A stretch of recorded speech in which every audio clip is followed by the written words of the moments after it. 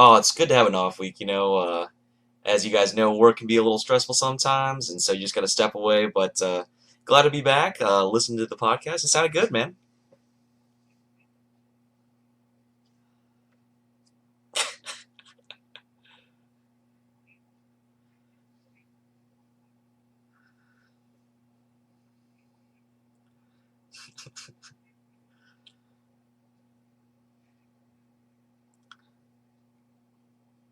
Perfect.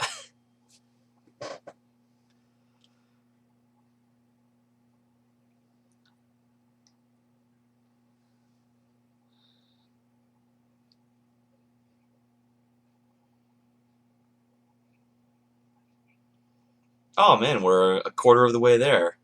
Once we get to 100, we're gonna stop because we'll be millionaires. So can't wait. I can't wait. Well, most of that's untrue, but except for the fat guy parts. But yeah,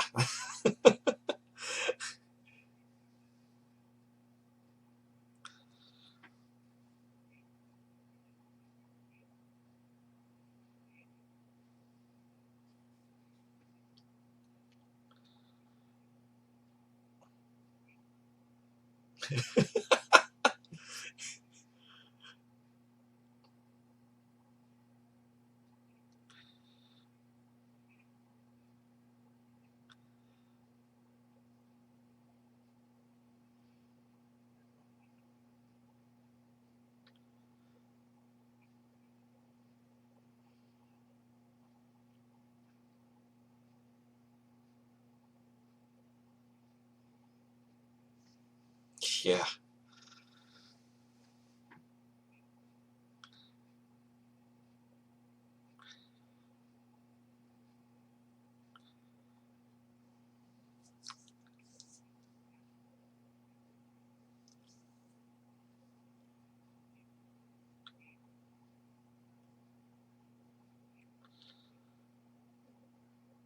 Yeah, I mean, honestly, I think that it's pretty impressive what Mac Brown's doing in his first season back as a head coach. And, Sam Howell, I'm pretty familiar with him just because, Florida State was recruiting him heavily. And then at the last second, he flipped his commitment to UNC. But wow, you see the potential, you see the talent, the arm strength.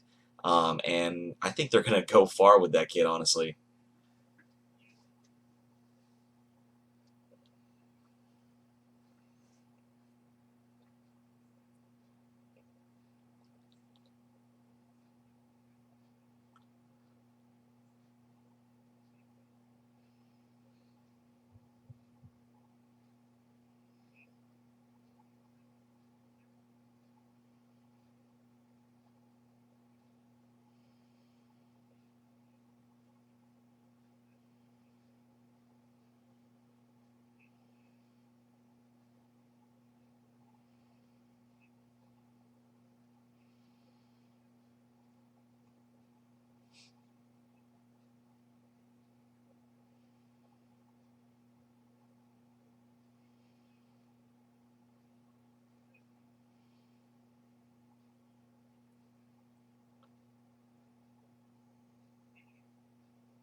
Yeah.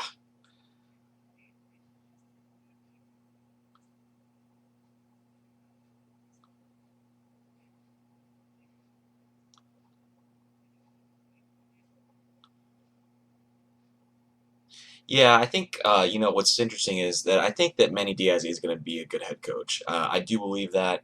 I think that it's been unfortunate for them playing University of Florida and UNC back to back. That's a tough 2 game stretch, even with the bye week in there. But I think they're going to get it turned around. I think that they're going to figure some things out. You saw some progress from that offense. Jaron Williams played really well in that game. I think 3 touchdown passes, over 300 yards passing, and I think that as the season progresses, they're going to grow in confidence. They're going to grow just in execution, and you're going to see that team kind of make a late season push really for the Coastal Division.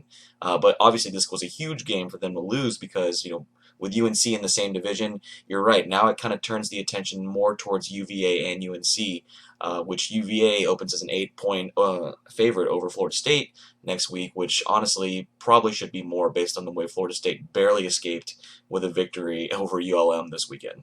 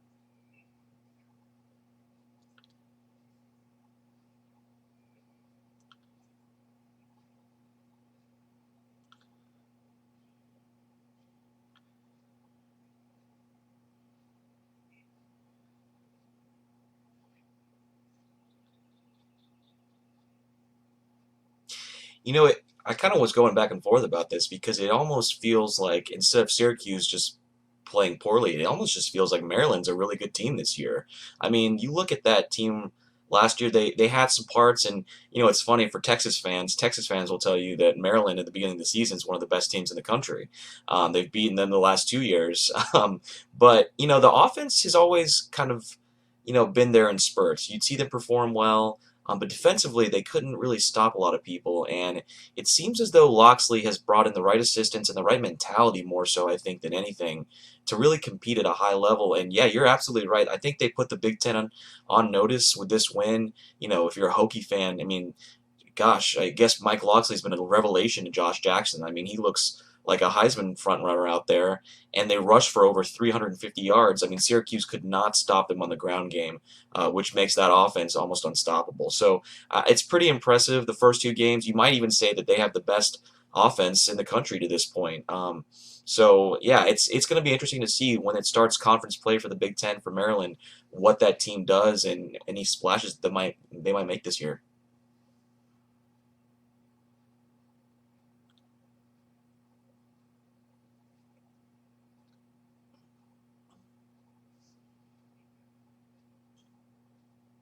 Wow.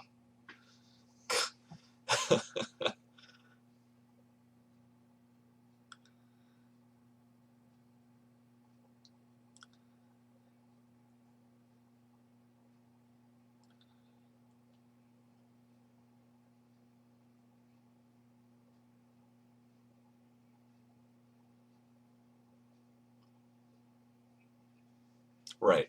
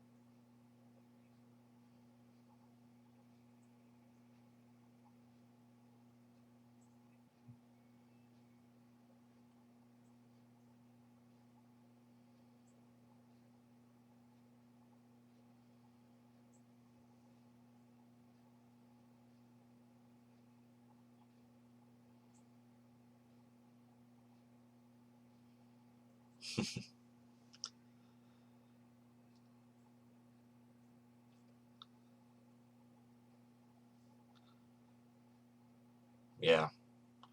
I think that Clemson, by the way, speaking of that Clemson Texas A&M game, you're definitely right. The result was never in question.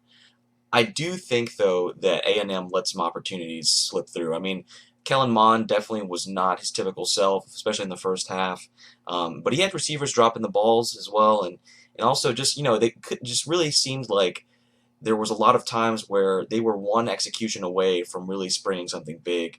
And that was something with Jimbo Fisher, that he has such a complex system on offense.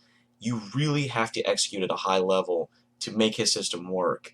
And obviously you could say that about most teams and most systems, but more so with Jimbo Fisher. I mean, one little like wide receiver not blocking on the outside can ruin an entire play.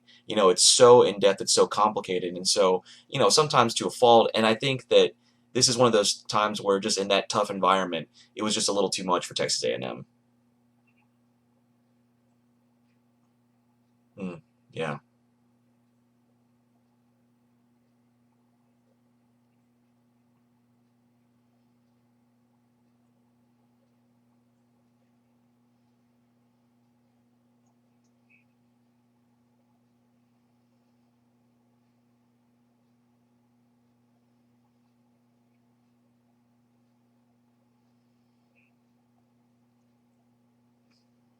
right,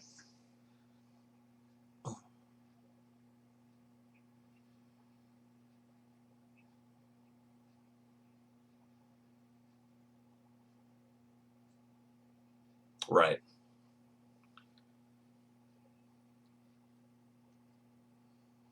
Yes.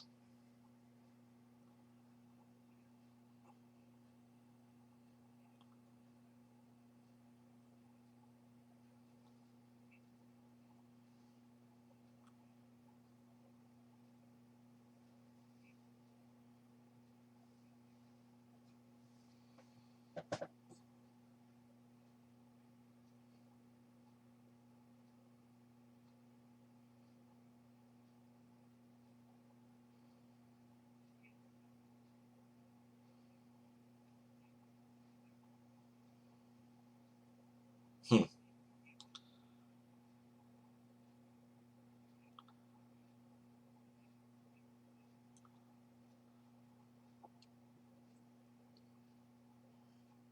I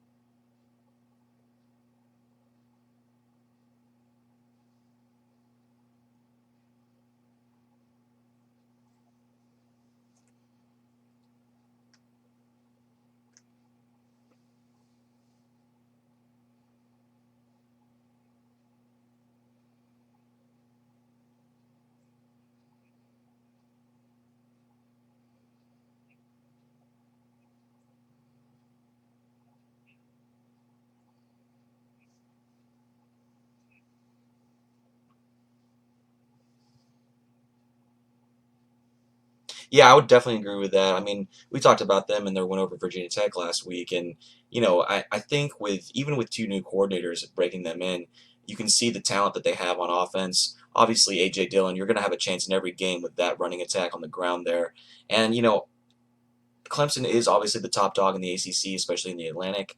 But you're right. The only challenger it looks like right now might be Boston College, and even that is kind of a stretch. So we probably won't see Clemson play anyone else that will test them until the ACC championship game or even the first playoff game. So it's going to be interesting to see if they can keep focused throughout the season to make sure that they just take care of business each week against inferior opponents.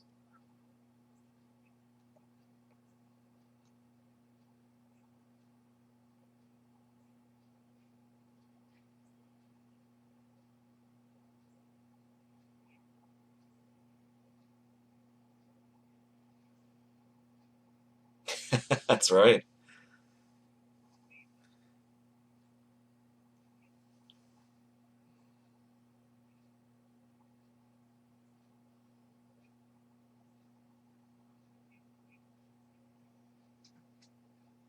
I did see that, and I just I like Les Miles, man, so I felt kind of bad. But I mean, gosh, it's so weird to me that he's at Kansas. Honestly, I don't understand the move. I don't understand why he would want to live out there. That whole situation kind of confuses me, to be quite honest.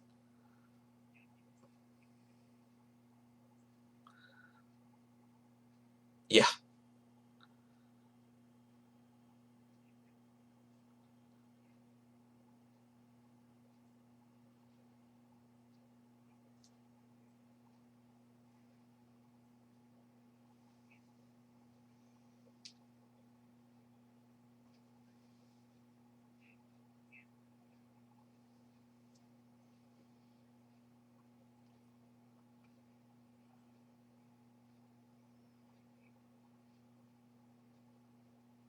Wake Forest, man, we don't talk about them enough, obviously, and they had a great win against Utah State, which again was a fantastic game. If you haven't seen it, you should definitely go back and watch.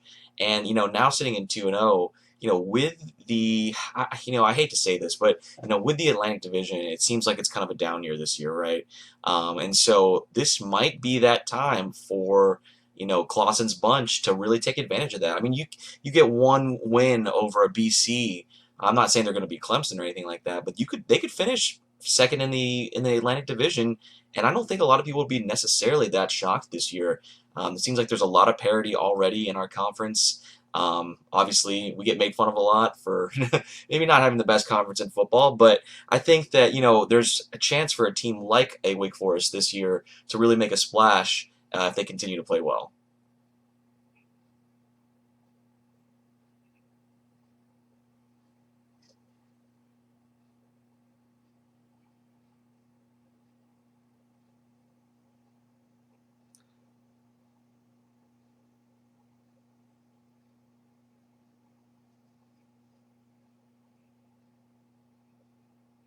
Yes, sir.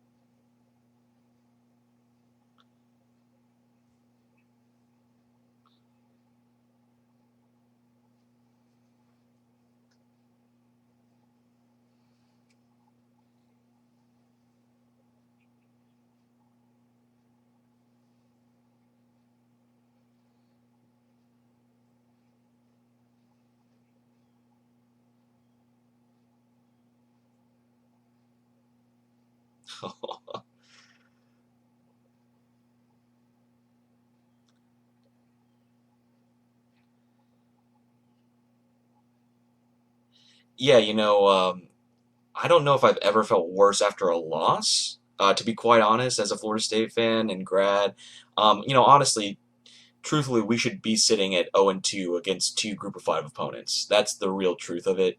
The defense just has real major issues. Fundamentally, we don't tackle well. We don't align well. We're not good in zone coverage or man coverage. So there's really the linebackers are the real Achilles heel in a very bad defense. I think that Harlan Barnett is on a real hot seat.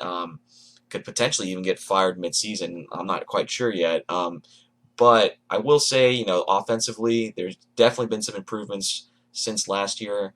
As a whole, definitely a lot to improve on still. But I would say this, as a Florida State fan, and I think a lot of Florida State fans can sense this already. I don't think that Taggart is going to be the answer. And I know there's a lot of people laughing and saying, well, yeah, of course. Duh, we could have told you that a long time ago. But, if it's your own team, you're willing to give a little more benefit of the doubt. You're willing to say, you know what, I'm going to be patient in this process. But I think the biggest thing is we have not seen a lot of cultural change and improvement from last year's team. It's a lot of the same sloppy play, penalties, not being like in the right position or lined up correctly. And you know what? That's just not excusable this in year two of your tenure there. So I think a lot of Florida State fans are very frustrated, rightfully so. I think most fans have already resigned to the fact that we're going to lose against Virginia next week. And I think a lot of fans are also just starting to think of, how much money would it take to get Brent Venables away from Clemson there.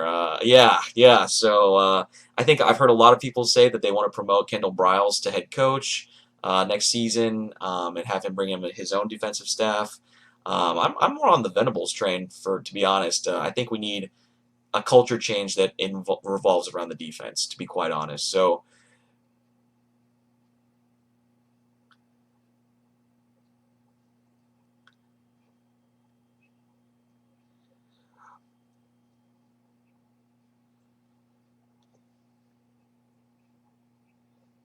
as a head coach, yes, maybe. I'm not saying as a defensive coordinator. Yeah, as a head coach, absolutely. And obviously the buyout situation is a little tenable right now, just as far as making sure we have enough money and that kind of thing. But I think you can just kind of feel it. The Florida State fans, I think, realize even the Willie Taggart defenders, and I've been in Willie Taggart's corner for a long time now. You can just kind of tell they're starting to realize that there's not really a change from week to week. They're not improving upon things. They haven't improved an entire offseason. And yes, there's been some changes on offense. The coordinators are better, the offensive line's a little better, but we're talking more about a cultural change, more of a mentality. They're still very mentally weak, and I think that going forward, it took a missed extra point in overtime for us to beat ULM, and they celebrated like it was the national championship game. That should say something about the state of the program right now. And I think that, college football is better when Florida State is better. And, I think that this is not going to last. I think that Willie Taggart's days are probably already numbered, and definitely defensive coordinator Harlan Barnett is not here after this season.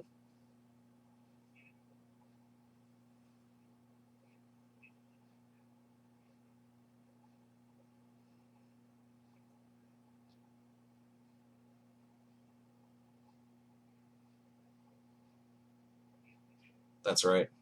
Mhm.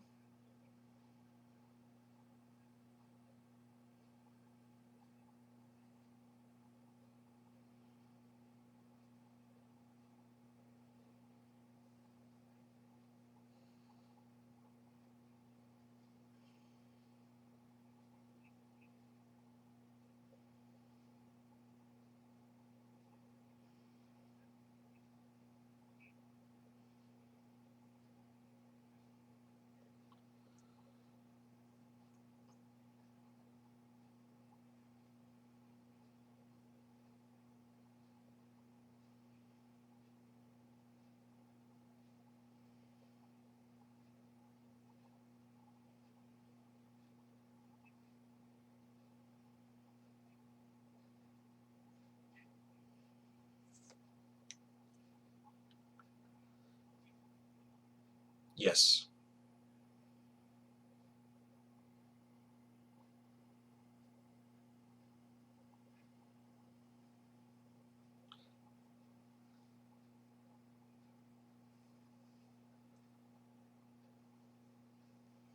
absolutely.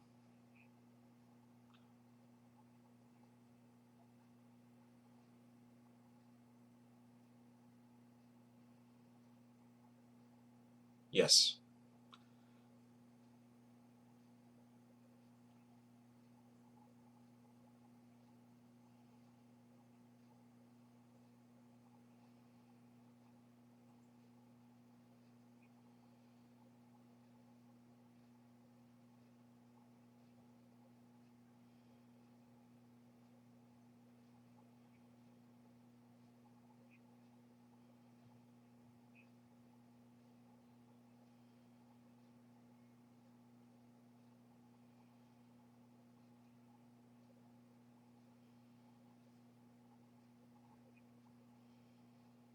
Yeah, you're absolutely right. I mean, I heard someone say the other day, these kids just don't know how to win yet.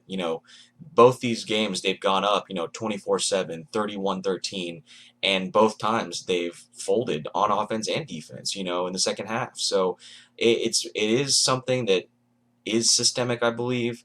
I don't know if it's just that bad and Taggart's going to have to take some time to really change things, or if the job's maybe a little too big for him. It could be either one right now. We just don't know, and I don't know if our fan base, as impatient as they are going to be willing to find out and give him that time to do that, to be quite honest.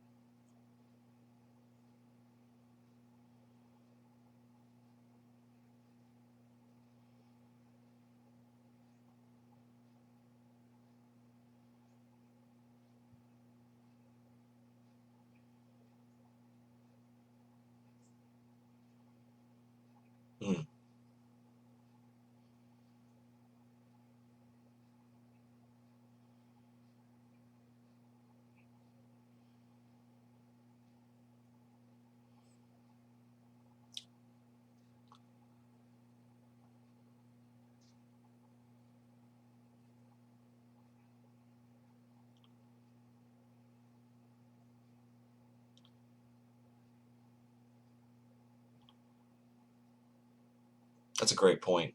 Yeah.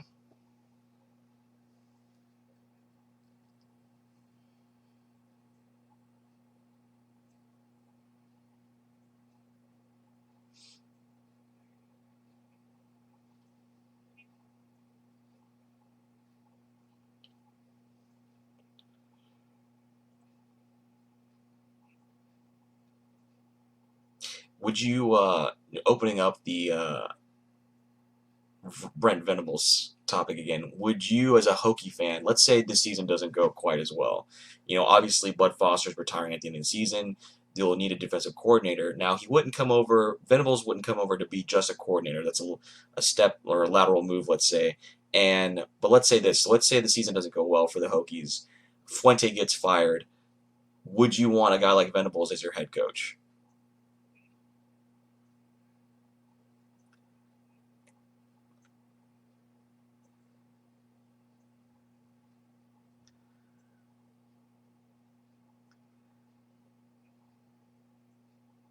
Yeah,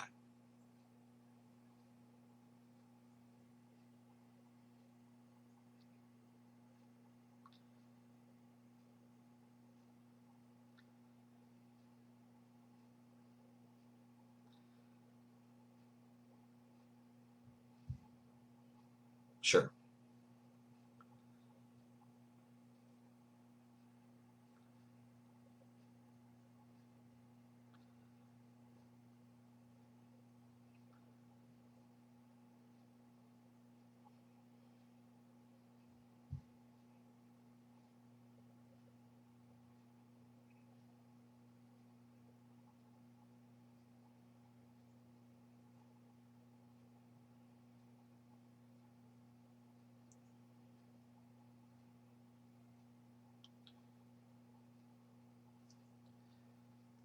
I think that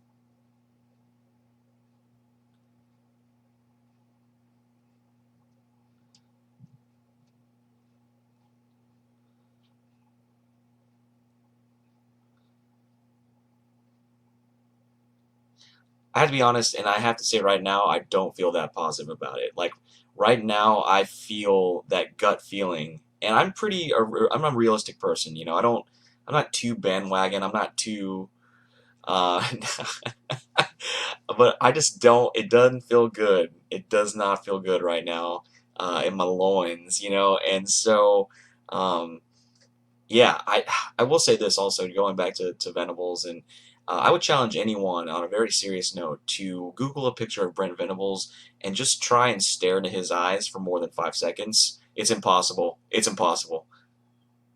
You'll start crying. So anyway,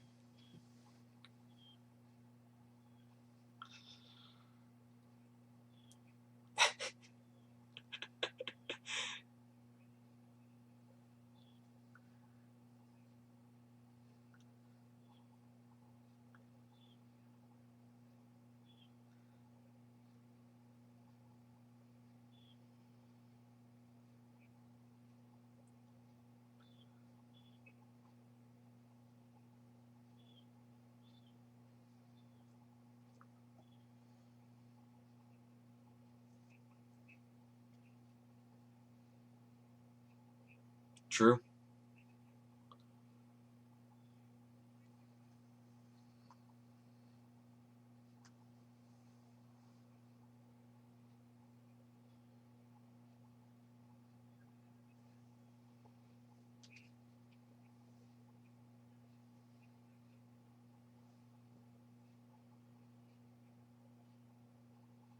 Yeah, absolutely. I agree. Well, and also Dabo famously took a big pay cut to pay Venables a lot of money, which I think is so awesome. We've talked about that before, but yeah, that's super smart, honestly. Way to keep your program intact there, Dabo.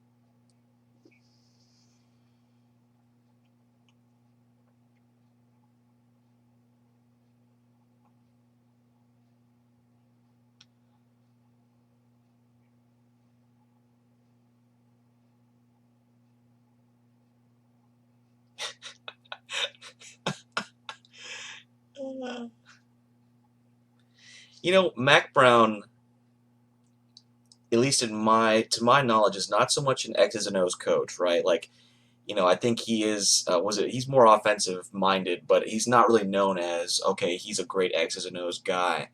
He's known as a great motivator, right? Like a great motivator for your team, a great father figure. I know a lot of former players at Texas compared him to, a father that they didn't have in their lives, or just someone that they could lean on, someone that they could go to for advice, that kind of thing. He's not the intense kind of guy like Saban. He's got more of Dabo's DNA as far as coaching goes, and so yeah, in some cases the great grandpa. He's pretty old, but but yeah. So I think right now what you're seeing is, like the point that you made. These players were already competitive, even though they had a really bad season last year. They were already competitive in games, and they were already almost there. And I think what you're seeing is he's brought in enough recruits and assistants. Phil Longo, that offense, taking that from Ole Miss, bringing that over with a amazing quarterback in Sam Howell. Those two things have really pushed them over the hump a little bit. And with Mac Brown's philosophies as far as coaching, motivation, I think you're seeing that really make a difference right now. They're winning these close games that they weren't winning a season ago. And I'm going to be really interested to see, they've played two quality opponents, right? Like, you can't even say, well, let's see what happens when they play a good team. Now, obviously South Carolina might be a little overrated.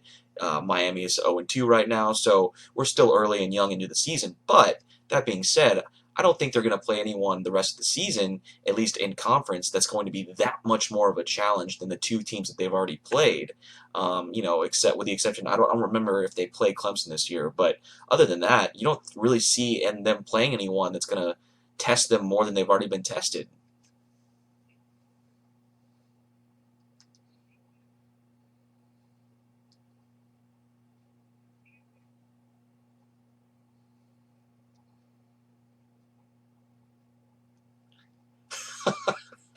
If that happens, I will literally, I don't even know what I'll do. That would be insanity.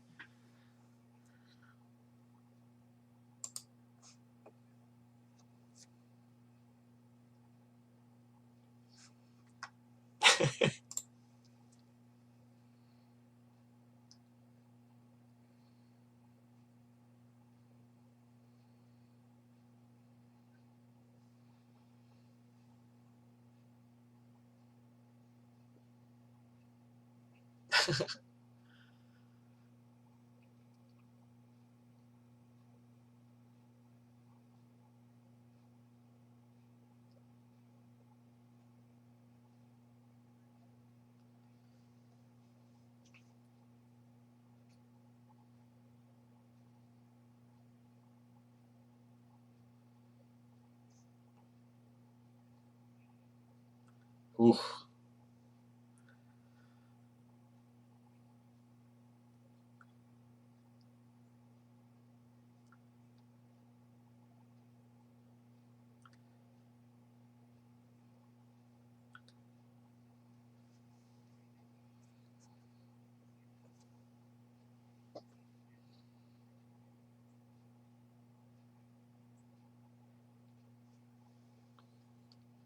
Yeah, so kind of like we talked about earlier, I think this is one of the better games of this coming week.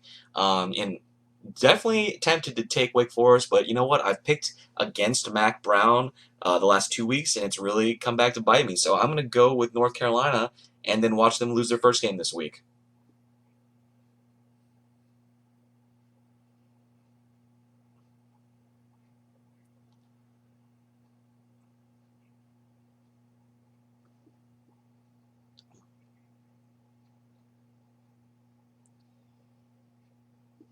You're going to do it, aren't you? You're going to do it.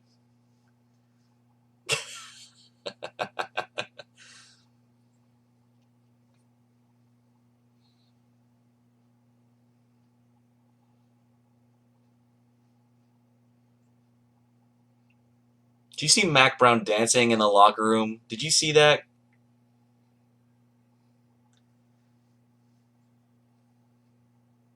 I just picked North Carolina.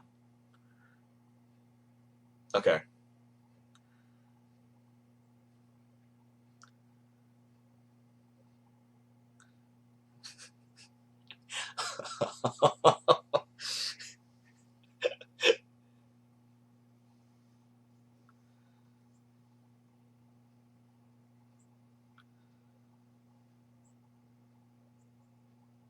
Yeah, agreed. Going with the Fighting Eagles.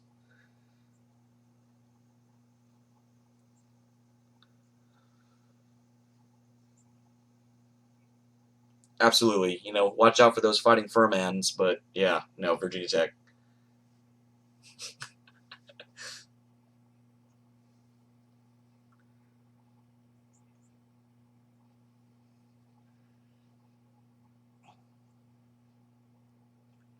Oh, yeah, that's right. Yes.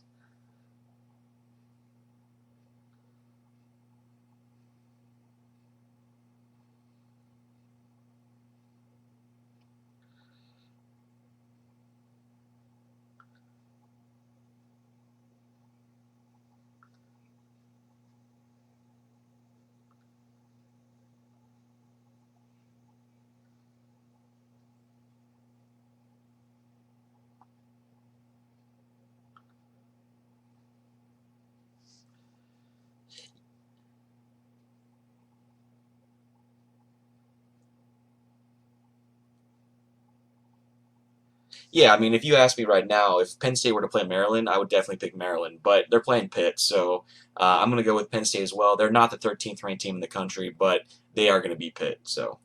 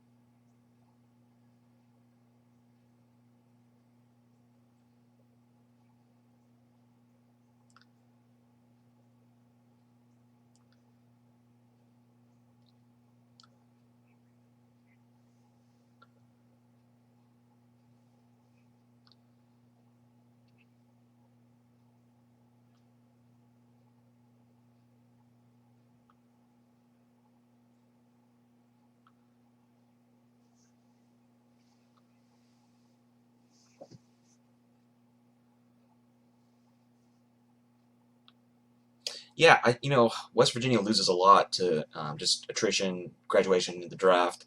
NC State, obviously, no Ryan Finley.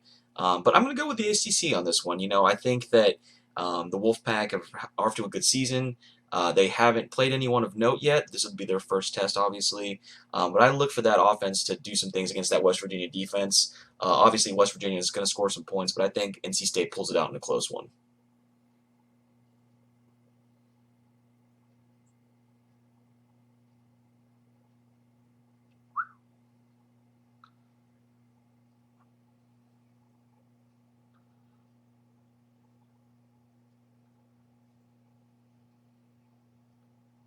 Yeah.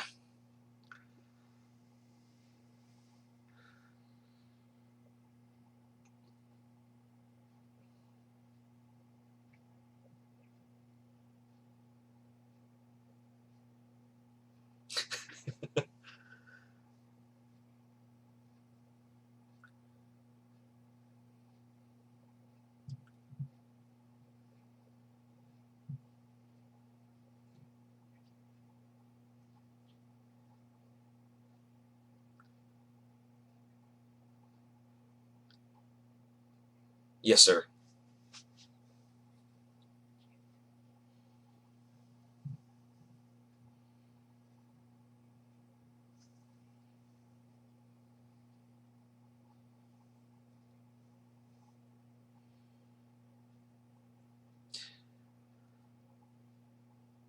You know, uh, First of all, I just wanted to say to the Louisville fans, that stadium, the additions you've made, that is fantastic. Yeah, I was watching that Notre Dame game, and that looked great.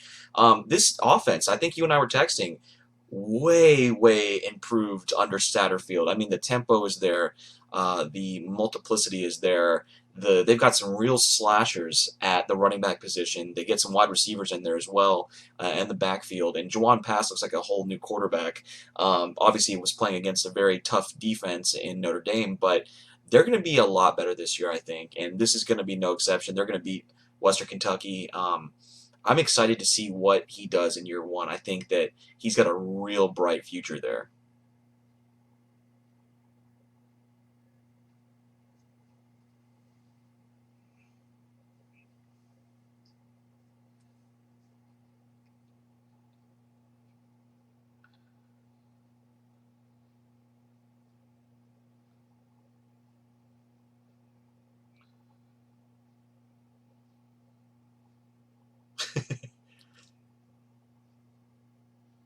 Yeah, I mean, I feel bad for Bethune Cookman. That's all I'll say. So that's true.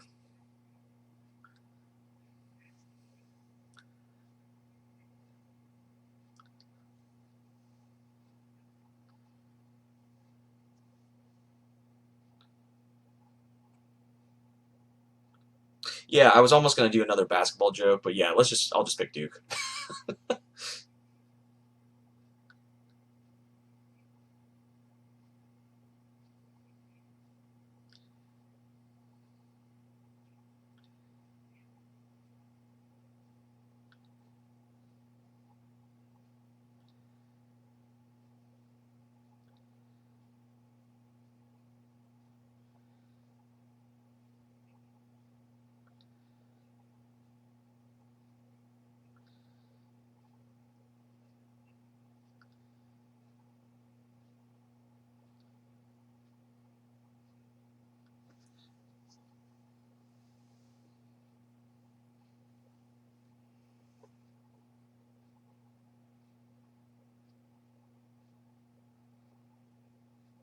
Yeah, I think after what happened to Trevor Lawrence last year against Syracuse getting injured and then them almost losing that game at Death Valley, I think there's going to be a sense of real just excitement to get out there and play against Syracuse. I think this is the first week where you're going to see Lawrence really right the ship and really have a great game.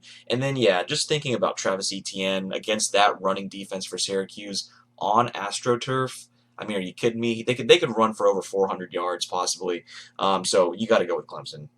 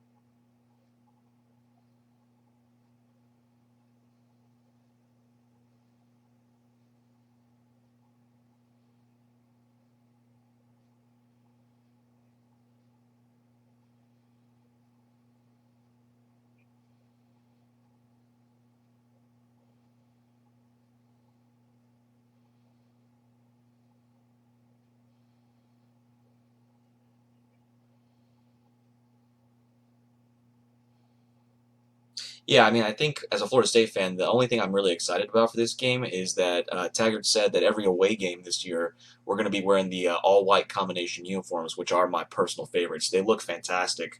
We're going to look great in a loss.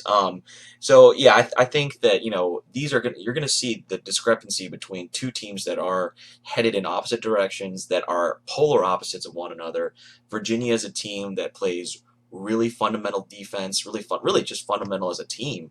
They play great defense. They run the ball really well, have a great quarterback who makes good decisions, and they don't make mistakes that hurt them. Whereas you look on the other side of the field, Florida State is all flash and trash, right? They can score quick on offense, but it doesn't give them a chance on defense to rest. They make a lot of stupid penalties. They make a lot of stupid mistakes. They're not aligned correctly. They make a lot of just procedural errors that really hinder what they're trying to do on offense and on defense. And so I think that you're just going to see. I think it's going to be more than an 8 point loss, to be quite honest. And I think that this is going to be pretty eye opening for the rest of the country. I think a lot of diehard Florida State fans can already see the writing on the wall. But I think that it's going to be a good win for Bronco Mendenhall and that UVA team, and hopefully just propels them on to bigger and better things this season.